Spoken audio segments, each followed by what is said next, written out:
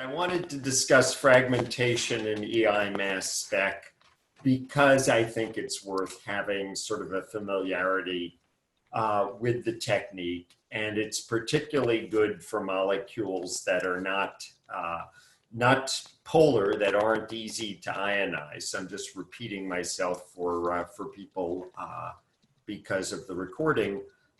So molecules like anthracene and naphthalene, and also for molecules that you can get into the gas phase like acetophenone or benzophenone. And so the big drawback or a big challenge of mass spectrometry, of EIMS spec, is the molecules are both hot, not just because they've been heated, but also because they've been whacked with an electron. So they are which puts a lot of vibrational energy in and also destabilizes the sigma framework of the molecules. So they're very prone to fragmentation.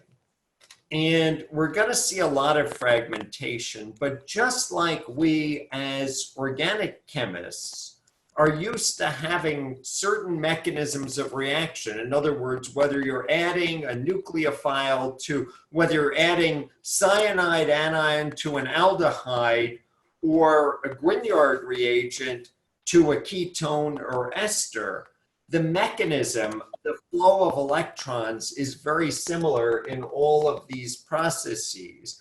Now, in the case of EIMS spec, we're dealing at least initially with a radical cation, an odd electron species. So there are common mechanisms, just as there are with two electron processes. There are common mechanisms reflective largely of radicals, but to some extent of radical cations, I guess of both. And so we're going to learn these mechanisms, then look at them and see how universal they are. So there's basically four mechanisms that I want us to come away with a mastery of. Homolytic cleavage, the breakage of a bond where one electron goes one way and one electron goes another way. Heterolytic cleavage, the breaking of a bond where both electrons go to one atom. You can think of that as a leaving group reaction, like an SN1 or E1 reaction. Also, hydrogen atom abstraction followed by subsequent fragmentation. And this is hydrogen atom abstraction is very characteristic of radicals, of free radicals in general. So this is characteristic of radical chemistry. And finally, the Mclafferty rearrangement, which often you'll see written with fishhook arrows flying everywhere. I think of it just as a charge-accelerated retroene reaction, a paracyclic reaction very much akin to the Diels-Alder reaction. So we're going to come away with at least a working familiarity of these types of processes.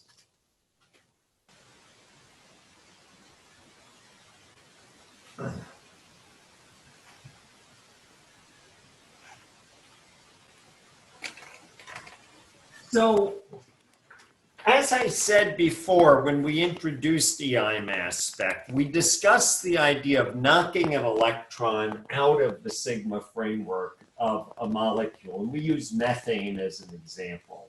So I'll just take some alkane containing some bond in it, and basically in terms of fragmentation, that bond can break, and it will break, and we will generate a cation and a radical. You know, I'm going to kill the prime here because I think between primes and dots you're going to get confused. So you can think of this just as two different R groups. This is simple math. If you have an odd number and you divide it into two pieces, one of those pieces is going to have an odd number. One of those pieces is going to have an even number. If I have 91 and I break it into two pieces, let's say 45 and 46, one of those numbers is odd and one of those numbers is even. James, now, yeah. in the left side of that equation, is there meant to be a radical dot underneath the plus sign? So Okay. it's a radical cation. So if we have an odd number of electrons here, we break this, we get 2 fragments. And remember, in mass spec, we are detecting charge, meaning you will not see the radical because it has no charge. It doesn't get picked up by the detector. It doesn't even accelerate and get bent properly by the magnetic fields. So you detect only cations, and that's important to keep in mind. So we have a preference for a small r, for a small cation, for a small r plus, for example, C3H7 plus, a propyl cation or isopropyl cation, C4H9 plus, etc. In other words, a butyl cation or an isomer thereof. And we also have a preference for secondary and tertiary cations. And we know from even our sophomore organic chemistry, if not beyond, that hyperconjugation, that orbital overlap, stabilizes secondary and tertiary carbocations. So basically, carbocations are deficient in electrons. They're not very happy, but they can be happier if you have additional hydrogens off on substituents. In other words, if you have a branched cation. All right, at this point, I want to show us a real example.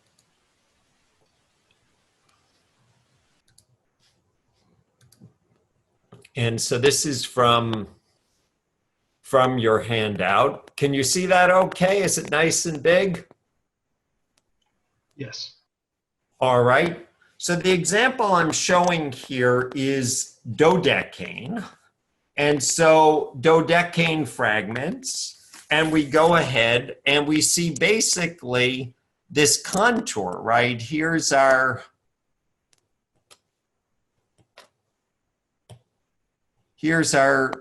C3H7 plus at 43. And here's our C4H9 plus butyl at 57. C5H11 plus. And you can see this sort of contour where we get a lot of propyl, a lot of butyl, less pentyl, less hexyl, and so forth. There is subsequent fragmentation, and maybe I can just mention this. So even if we split into 2 pieces, we can further fragment. I think I'll draw it on the blackboard in just a second.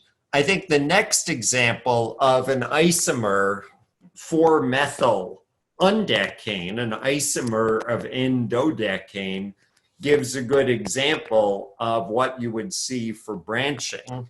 And so you notice, for example, that we can fragment over here and get a pentyl cation. And so our C5H11 plus is enhanced relative to what you would expect in that contour up above. And our butyl peak, our C4H9 plus, is diminished. And so if you're good, you can go ahead and actually figure out the branch point and read the spectrum that way. I'll also point out that here we see our molecular ion, we see our M plus, but over here we don't really see it. It's absent because the molecule is fragmenting more easily. Now this presents a big conundrum, because if you're just trying to figure the molecular weight and you don't see the peak at 170 because it's absent or very, very, very small, you'd say, oh, this is 155 molecular weight. And then you'd say, oh, with a nitrogen rule, it's a molecule containing a nitrogen. So this is one of the real problems of EIMS spec. And we see even more extremely as you go to a molecule that can further fragment. Now we start to get all sorts of fragments. So we've got a huge C4H9 peak here in this heavily branched molecule, which is our tert-butyl carbocation.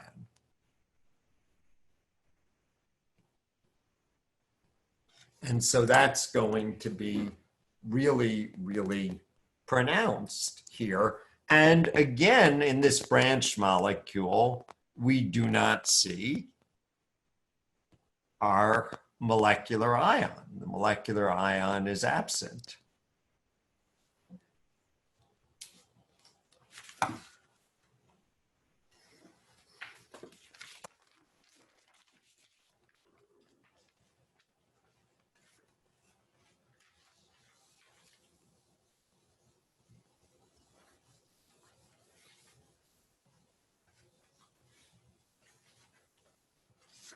And I think what I will do is just maybe mention the sorts of fragmentations that we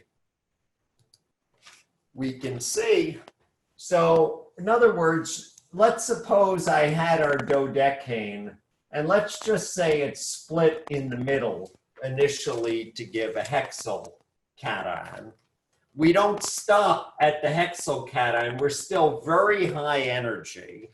We're very high energy. And so this can undergo further fragmentation.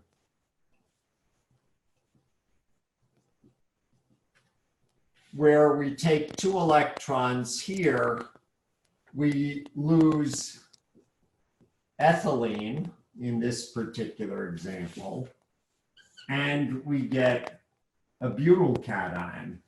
And really, this is a bit of a simplification because even hydrogens don't sit still in a primary cation like this, and certainly not one in the gas phase, where you can have a 1,2 hydride shift like so, where the hydrogen migrates with its pair of electrons. And that gives rise, and this occurs all the time, and that gives rise to a secondary carbocation, which is one of the reasons why propyl is more prominent than ethyl as a cation, because propyl can undergo rearrangement from N-propyl to an isopropyl, a secondary carbocation, and does essentially concurrently with fragmentation. And then we still can get further fragmentation, again like this. So now we would lose propene, and we get a propyl cation, which honestly probably concurrently would rearrange to an isopropyl cation. So these are all the types of things that we see with not only alkanes, but alkyl groups. And that's one of the reasons that I'm starting over here. Thoughts or questions at this point?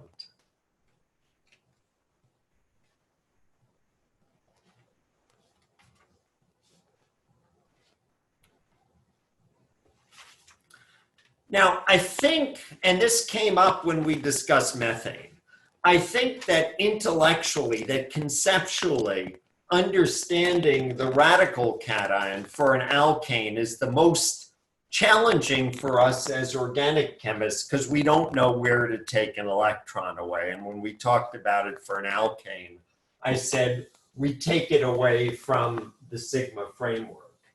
In the case of any other type of structure, if you have a heteroatom or a double bond or a pi system, it's a little bit more intuitive.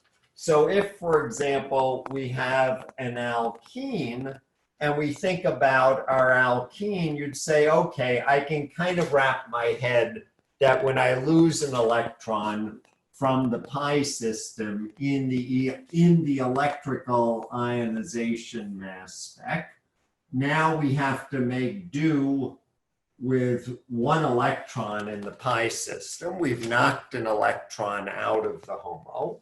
I can write a resonance structure like this, with one carbon getting the odd electron and the other carbon getting the lack of electrons. But I can also write an equally good or comparable resonance structure like this, where the odd electrons on the other carbon and the positive charge is on the other. Now, again, as organic chemists, I like to take this as a chance to pick up a mindset.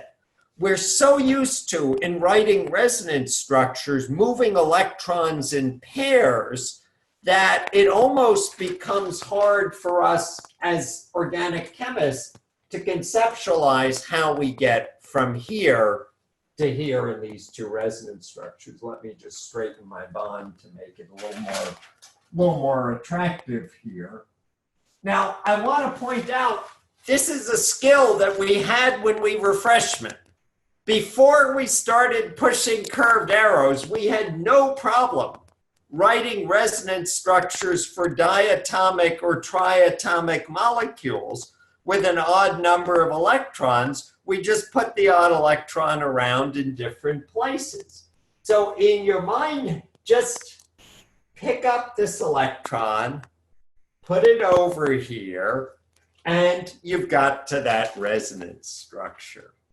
All right, so the radical cations can continue to fragment, and we see now fragment into allylic types of ions.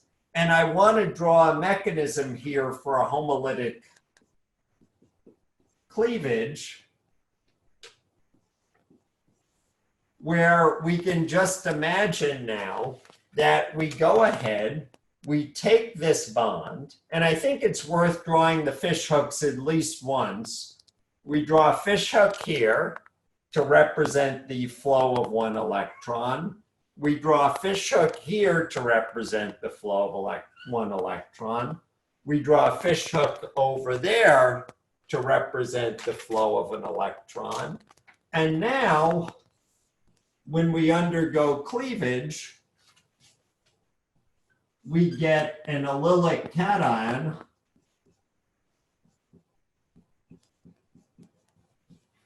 and a radical.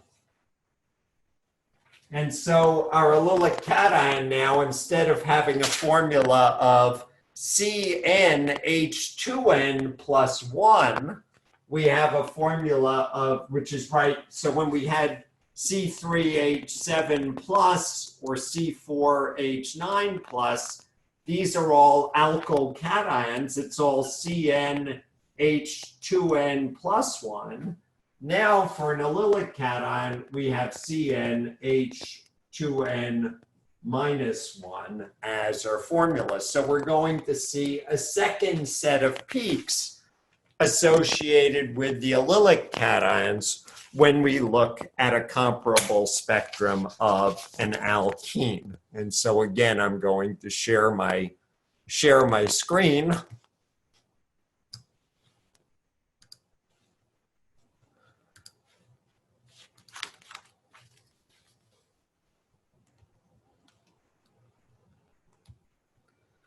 And move on to the next page on the handout.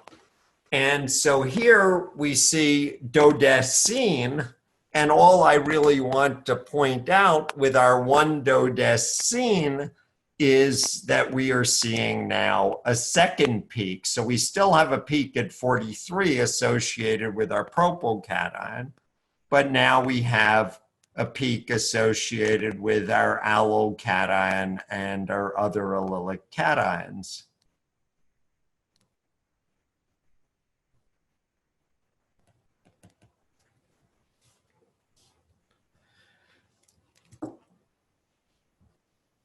And just as in the case of what I was saying about cations migrating all over the molecule by 1,2 hydride shifts, we don't see a distinction on where the alkene is because the molecular ion gives a series of 1,2 hydride shifts, and you walk all over the molecule for where your double bond is or used to be.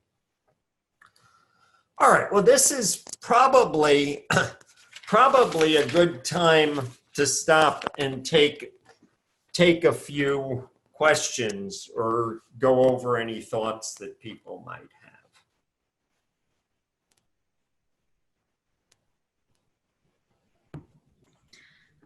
Does the fragmentation happens like when it fragments? Is it like not normally like this, or is it like, I want to say, like, is there a chance that there's going to be a larger molecule that's also present in the mass spec? Or is it like the ionization will completely fragments it all? Well, so the question is, do you see the whole molecule, right? Do you see the molecular ion? And I'm not going to put it back up, but you'll notice on your handout on page 2 that we do see a peak at 168 for dodecene. We do see a peak at 170 for dodecene. So in both of those cases, we see the molecular ion, but then we saw in the branched isomers of dodecene that we couldn't see the molecular ion. Now, your textbook helps you out. Your textbook gives you a heads up when the molecular ion is missing, or your textbook says, okay, you don't see the molecular ion here, so I'm also going to give you a CI mass spec, a chemical ionization mass spectrum to help you out, and you'll see in your CI mass spec that you may get some adducts.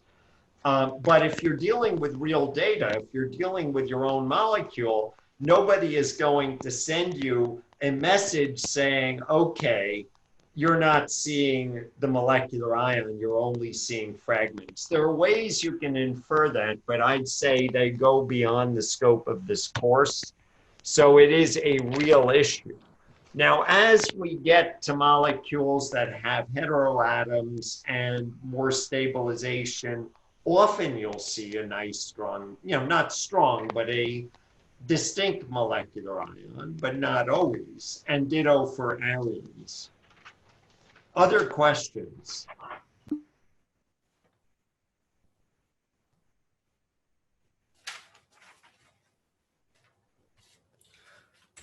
All right, let's take a look at heteroatom compounds.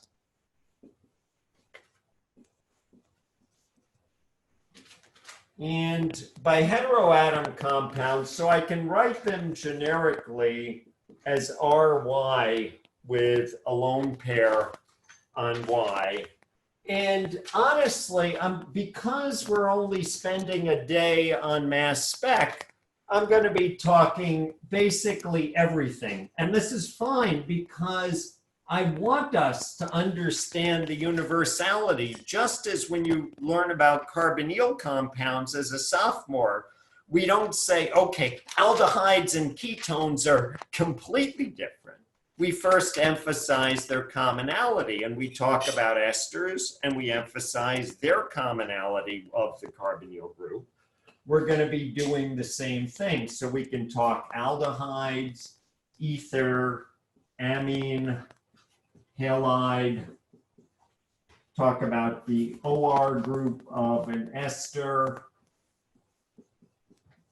We can talk about the NR2 group of an amide. And I want us to think about all these common features and realize that, okay, all of these molecules are going to show many similar mechanisms of cleavage.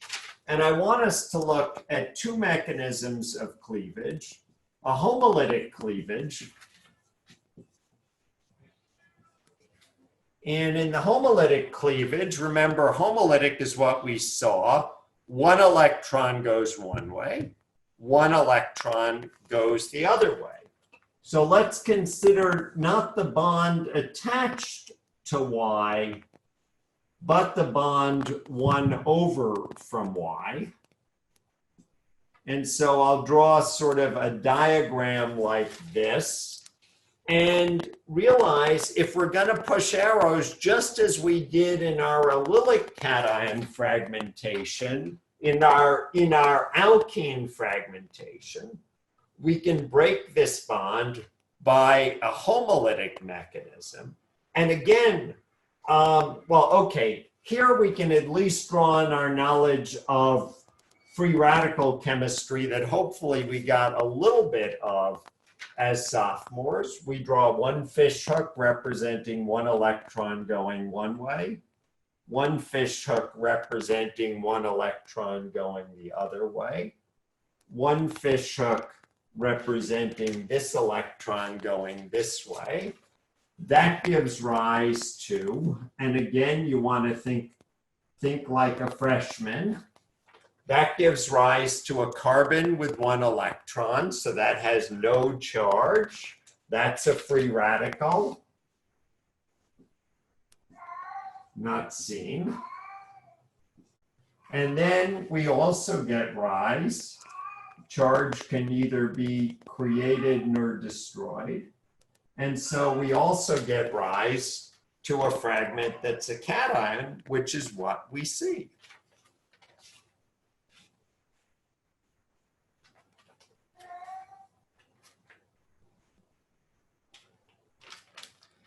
Now, although the molecular ion, although the radical cation looks very odd and looks very funny, we also can think of it as a leaving group. And that gives rise or allows us to think about a heterolytic cleavage.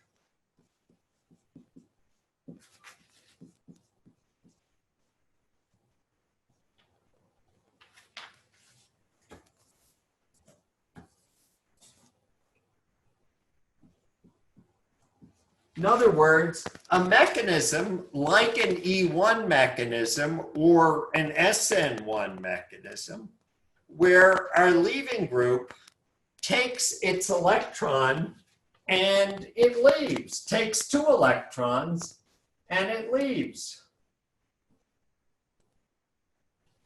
So think back to sophomore organic chemistry with a protonated alcohol or any sort of leaving group with a positive charge that's electronegative. The heteroatoms are generally significantly more electronegative than carbon.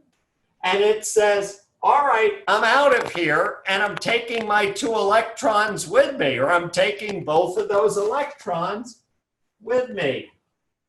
And it says, all right, I'm now going to draw an arrow with 2 heads. I'll take my pair of electrons. I'm out of here. That gives rise to a carbocation. That carbocation is what you see. And then that gives rise to a radical.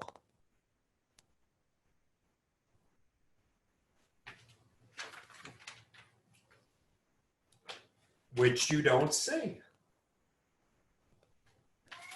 Right, seen and not seen. Now, in a moment, I'm going to just draw hydrogen atom abstraction and fragmentation. And so I want to point out, both for the next drawing, but also for here, that if we have a species like this, and it takes its pair of electrons and leaves,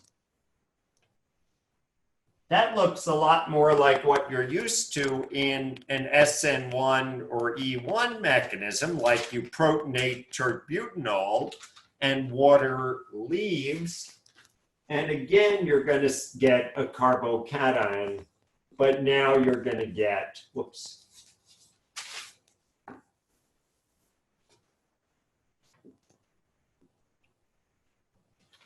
YH, and again, you're going to see this and not see this.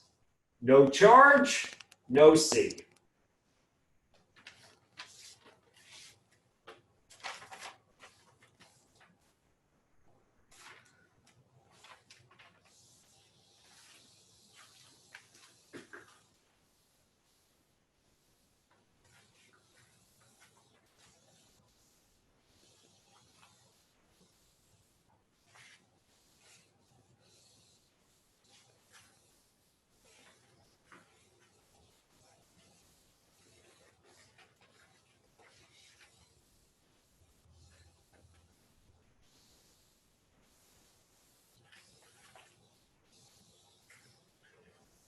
Free radicals are vicious species, particularly when they're hot and dangerous. And so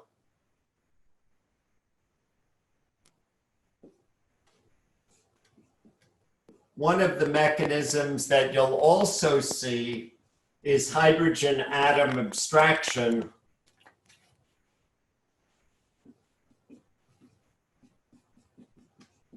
Followed by fragmentation.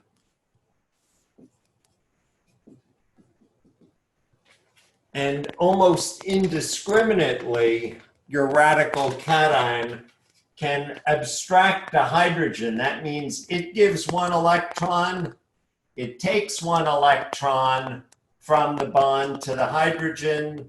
The other electron, I'm drawing fish hooks here, goes back onto the carbon over there. That gives rise to a radical over here, and now YH over here. YH has the positive charge, and as I showed on the previous page, on the previous drawing, that can then undergo further fragmentation.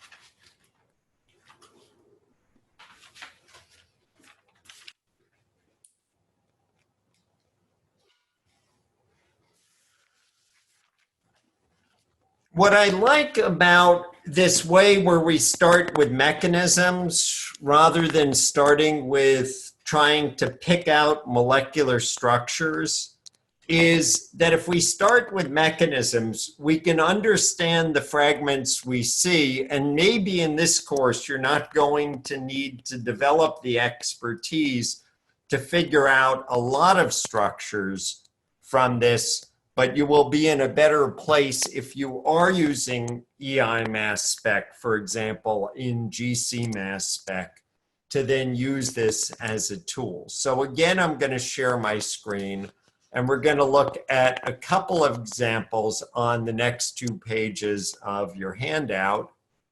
And so we'll look at first 2-hexanol as an example. So here's the mass spectrum of 2-hexanol. 2-hexanol has a molecular weight of 102. And the first thing you'd notice, which might cause you some consternation, is that your M+ is missing. In other words, if you took a mass spectrum of 2-hexanol, you're not going to see the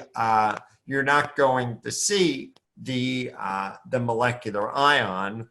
But what I would want us to take a look at is the fragmentation patterns here that we could see. And so if I'm going to draw this as sort of maybe a simple version of the molecular ion, we could think of this, all right, we're going to draw our molecular ion. I'm going to draw all of my lone pairs. And if we think about this homolytic mechanism,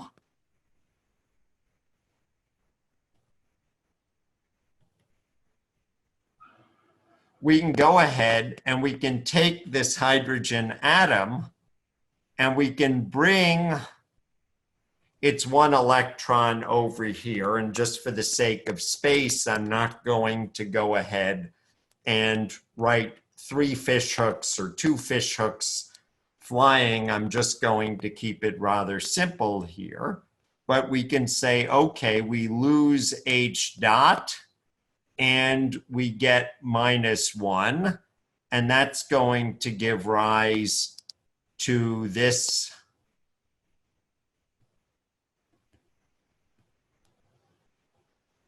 protonated ketone here, and that's going to be 101. But by the same token, and I'm not going to try to write, well, I'll at least point, since I've got all these nice colors here, I'll at least point to this bond here to the methyl group. And I'll say in a similar token, we could do minus CH3 dot. That would give rise to 15, loss of 15.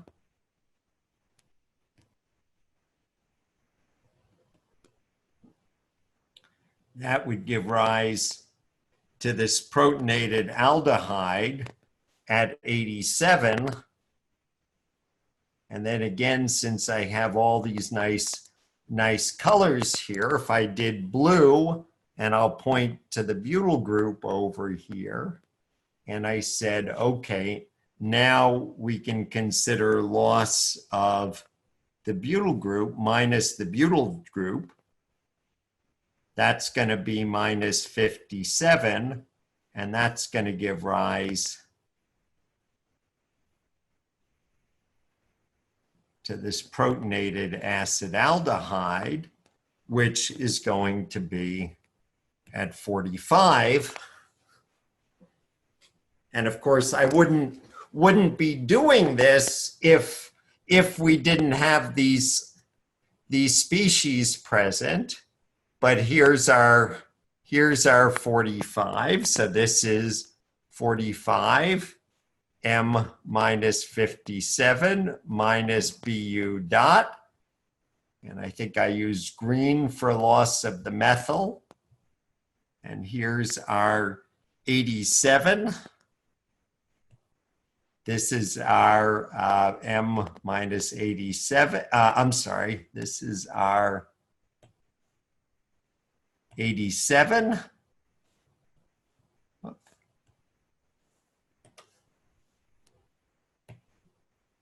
And this is going to be minus 15, M minus 15. And so this is minus our methyl dot, minus our methyl radical. And finally, switching over to red, just so I can have a little fun here. If you look, you'll see here is a little tiny peak at 101, and this is M minus 1, and it's minus H dot. So with one simple mechanism, we've explained a bunch of fragments, and now we can go ahead and explain 2 more fragments. So this is all with our homolytic cleavage mechanism. And now we can think about our atom abstraction fragmentation mechanism. And again, we'll think in the forward direction.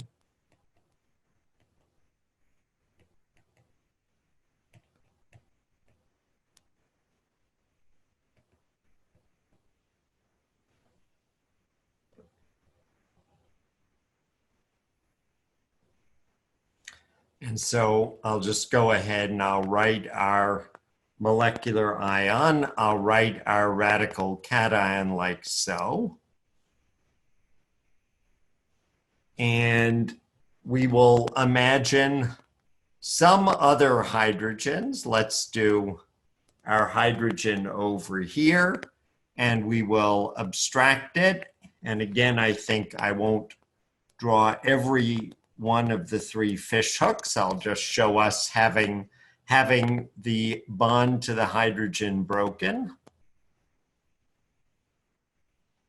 And now we get a protonated water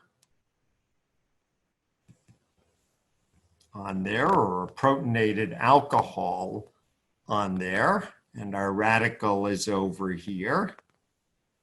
And then we can imagine our leaving group, our protonated alcohol. We're hot, we're in the high energy state, we're in the gas phase. We can imagine loss of water. That's going to be minus 18. Here's what we get. We get a secondary cation over here. Again, we're still at a radical cation. So this is at 84. And our radical cation, we can then imagine even further fragmenting by a loss of a methyl group. So I'll try to draw a little fish hook here. Maybe I'll redraw it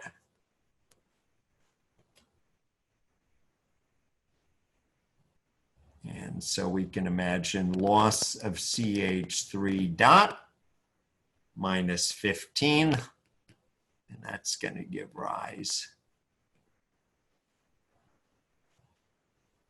to a cation over here. So this is going to give rise to 69. And I wouldn't be talking about this if we didn't see these peaks. So here's our peak at 84. That's M minus 18. That's loss of water. And here's our peak at 69. That's M minus 33,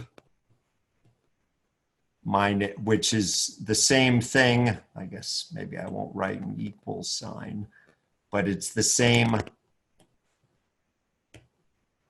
thing as minus 18 minus 15. And so that's minus water and minus a methyl radical. So I think this provides a nice illustration here. And I'm going to stop sharing that screen. And I think what I'll do is skip the next handout. You can work that on your own if you like. But finally, what I'd like to do is show us some carbonyl chemistry to finish up our, at least perfunctory discussion of fragmentation in EIMS spec.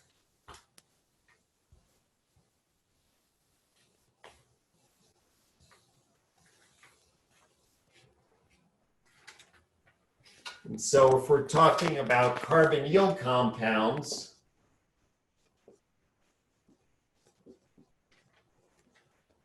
we're talking about ketones, aldehydes, we're talking about esters, amides, basically anything that has a carbonyl group. And let's start with a familiar mechanism. We'll start with a homolytic cleavage.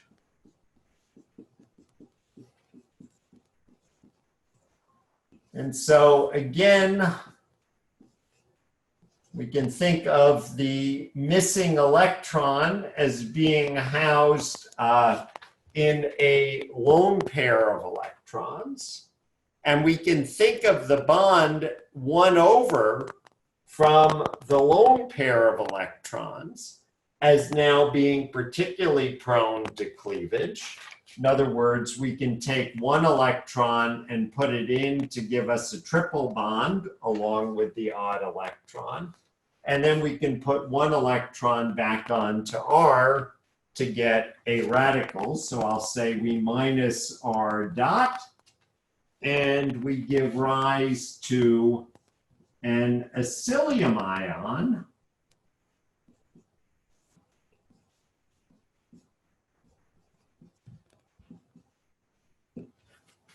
You may know acylium ions from Friedel-Crafts acylation reaction. We generate acylium ions in synthetic organic chemistry from an acid chloride and a Lewis acid, among other methods.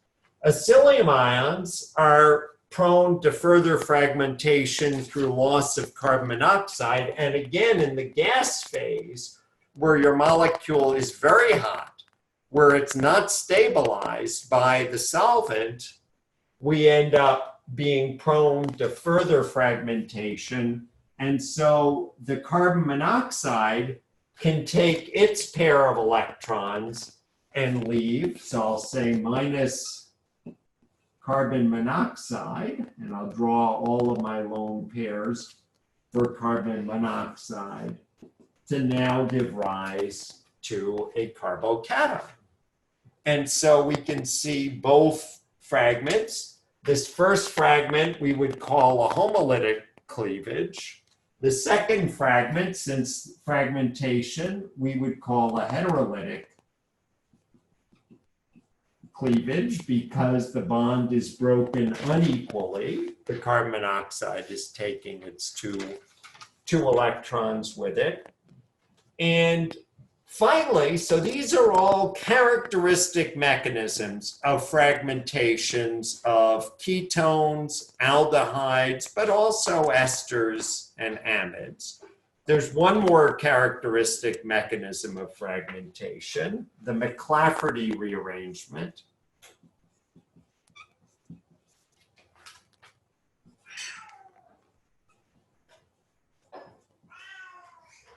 I like to think of the Mclafferty rearrangement as a charge-accelerated retro-ene reaction, as I mentioned before.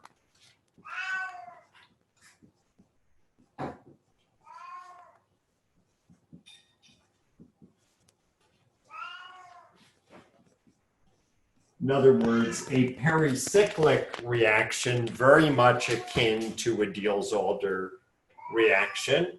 And so I'll write that mechanism as I think of this. I think for organic chemists, it is, if not particularly easier, it is certainly easier for us to think in these terms because it involves motion of pairs of electrons in a ring.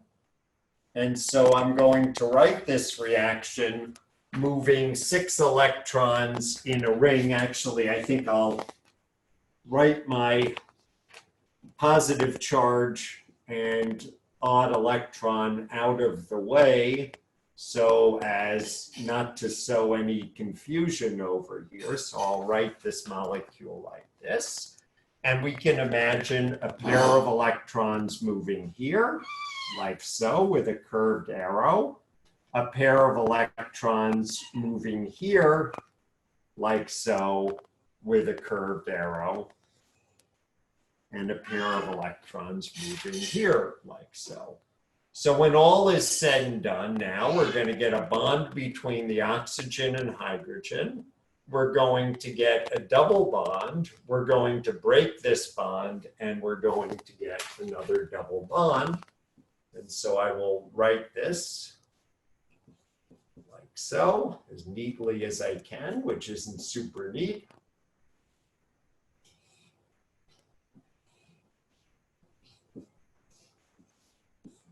So we generate an alkene, and we generate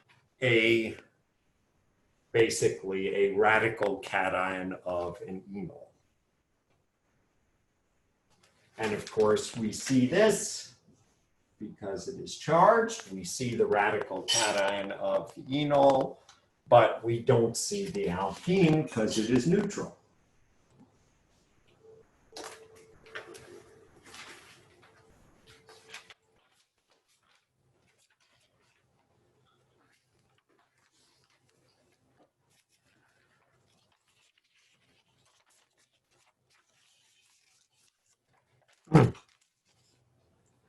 I wouldn't be mentioning all of this if we didn't have this occurring in our handout. And so on the very final page of the handout, we will share our screen and have a look.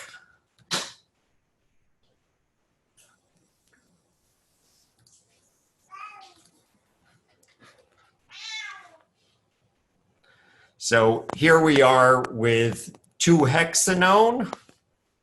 And it's got a molecular weight of 100. We see the molecular ion as well as various fragments. And if we just apply all the mechanisms that we've now seen,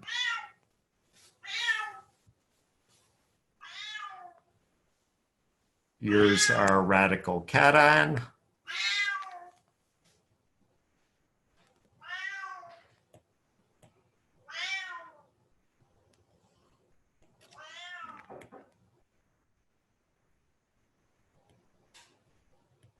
And so if we imagine loss of a methyl group, that's minus 15. That gives rise to an acylium ion. like so. And so that's going to be at 85. And if we envision further fragmentation, loss of carbon monoxide, that's going to be minus 28. The carbon monoxide can take its pair of electrons. That'll give rise to a butyl cation, and that's going to be at 57. So here's our peak over here, 85, right over here, M minus 15. We see loss of a methyl radical. We can do a similar pathway here, loss of a butyl radical, C4H9 dot. That's going to be my, oh, and here's our peak at 57. Easy to miss, I should point out. That's going to be minus methyl, so it's M minus 43. It's minus 15 and minus 28. And so that's our cation over there. We can also see loss of a butyl radical. That's going to give rise to this acylium ion here. That's going to give us our nice strong peak at 43. So that's M minus 57. That's minus butyl radical. And finally, let's move in to a Mclafferty rearrangement.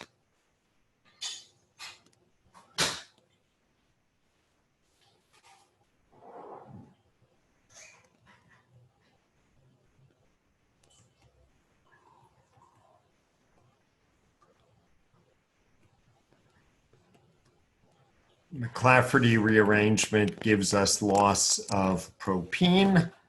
That's minus 42.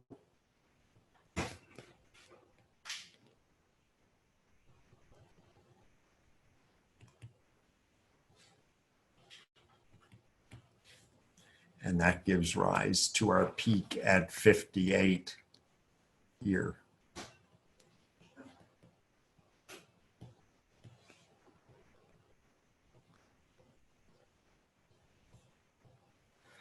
So I think I'm going to stop at this point. There's actually even a pathway I can write that involves a hydrogen atom and fragmentation that explains our peak at 71. But I think this is a good stopping point for today's handout. And I know we've run a little bit over, so I'm going to allow you to leave, but I'm also going to stick around for any final questions since I know we've covered a lot of ground today.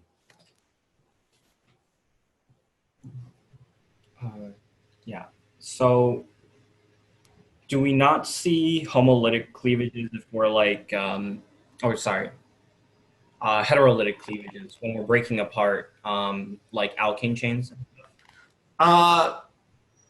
Do we not? Yeah, I would say we wouldn't see a heterolytic cleavage for breaking up alkane chain. You're talking about like an alkane. Yeah, I would say we don't, because the odd electron is sort of dominating the chemistry there.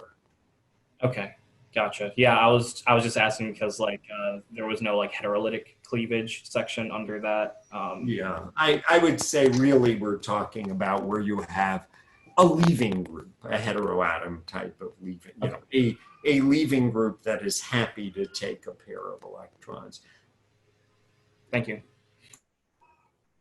Yeah, if we put two electrons, well, if we put two electrons, we would essentially get a carbanion and a doubly charged and a carbocation. So yeah, we would not see that.